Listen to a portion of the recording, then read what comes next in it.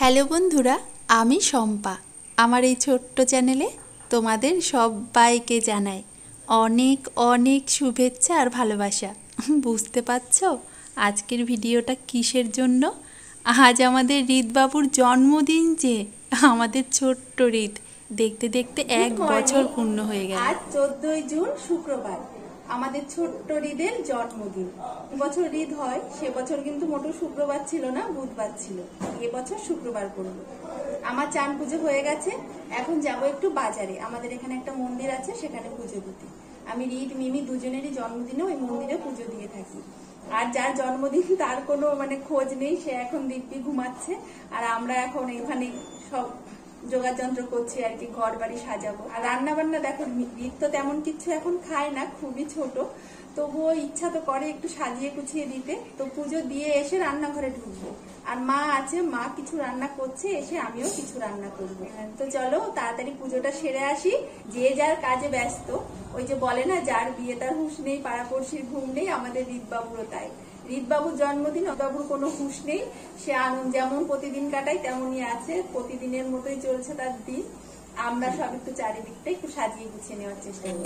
এই দেখো, আমাদের বাড়িতে একদম আনন্দের জোয়ার বইছে। এদিকে মিমি বেলুন ফোলানোতে ভীষণ ব্যস্ত, আর দাদন ওই বেলুনগুলোর মুখটা আটকে দিচ্ছে। সবাই ভীষণ ব্যস্ত, আর মাও কিন্তু একদমই বসে নেই।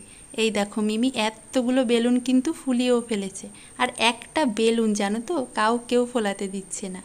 মা রান্না করবে, আমিও রান্না করব। আমি ওই যে যাবো তো মন্দিরে একটু পুজো দিতে, তাই মা ওই যে আর মাছটা করলো, আর আমি বাদবাকি রান্নাগুলো করলাম।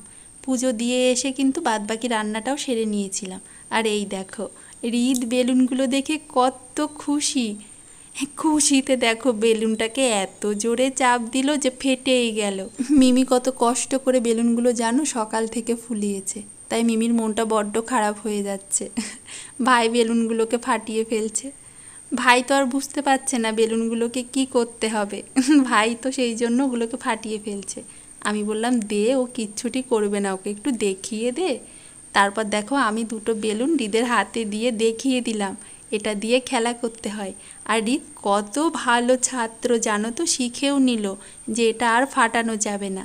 তারপর থেকে না হৃদ জানো তো বেলুনগুলো নিয়ে খেলাই করছিল। তবে হৃদ খেলা করলে কি হবে, গরমে না একদম সব বেলুনগুলো টপাটপ ফেটে যাচ্ছে জানো তো। আরও কত বেলুন ফুলিয়েছিল, সব বেলুনগুলো না অর্ধেকই ফেটে গেল। তারপর বাদবাকি যে বেলুনগুলো ছিল সেটা দিয়েই একটু আমি ঘরগুলোকে সাজিয়ে নিচ্ছি। তেমন কিন্তু কোনো অনুষ্ঠানই আমরা করব না, এই আমরাই নিজেরা পুরোপুরি ঘরোয়াভাবে হৃদের জন্মদিনটা পালন করব।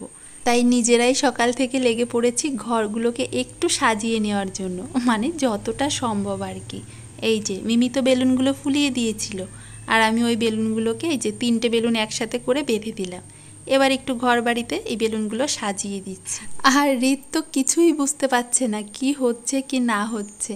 তবে এই যে বেলুনগুলো চারিদিকে যে ছড়িয়ে ছিটিয়ে ছিল, সেটা দেখে না ভীষণ আনন্দ করছিল জানো তো। মিমির কথা কি আর বলবো, ওর নিজের জন্মদিনেও হয়তো এতটা আনন্দ করে না জানো।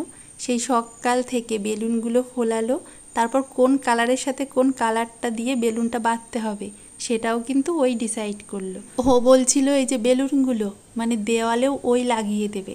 তবে বেশ উঁচুতে লাগালাম তো, ও এটা হাতে পেল না, ওই জন্য না ও আর লাগাতে পারিনি, আমি একটু লাগিয়ে দিলাম। এই দেখো, খুবই সামান্যভাবে কিন্তু ঘরটাকে সাজিয়ে নিলাম। অনেক বেলুন ফেটে গেছে জানো তো, না হলে আরও সুন্দরভাবে বেলুনগুলো লাগিয়ে দেওয়া যেত। কেমন লাগছে তোমাদের অবশ্যই কিন্তু একটা ছোট্ট কমেন্ট করে জানিও, আমাদের বেশ ভালো লাগবে। আমাদের বার্থডে বয় সেও কিন্তু বড্ড খোশ মেজাজে রয়েছে, এই দেখো। এরপর হৃদকে একটু চানও করিয়ে দিলাম। Happy birthday to you. ওরে বাবা, দাঁড়া দাঁড়া। চান করিয়ে হৃদকে একটু সাজুগুজু করিয়ে দিলাম। আর এখন এখানে এসছি একটু ফটো তুলবো বলে। তবে কার ফটো তুলবো জানো না, সমানে দৌড়ে বেড়াচ্ছে, একটা ছবি তুলতে দিচ্ছে না জানো। আমি না মিমিরও প্রত্যেক বছরে একটা করে ছবি তুলে রাখি, বড় হলে এগুলো দেখবে ওদের বেশ ভালো লাগবে। যাই হোক, অনেক কষ্ট করেই কিন্তু হৃদের ছবিটা তুলতে হলো, মোটেই স্থির হয়ে দাঁড়াচ্ছিল না। তারপর চললো আশীর্বাদ পর্ব। দুই ভাই বোনকে আমরা সবাই মিলে মন প্রাণ ভরে আশীর্বাদ করলাম। আর তোমরাও কিন্তু মন প্রাণ ভরে ওদের দুজনকে আশীর্বাদ করো, ওরা যেন একদম সুমানুষ হতে পারে।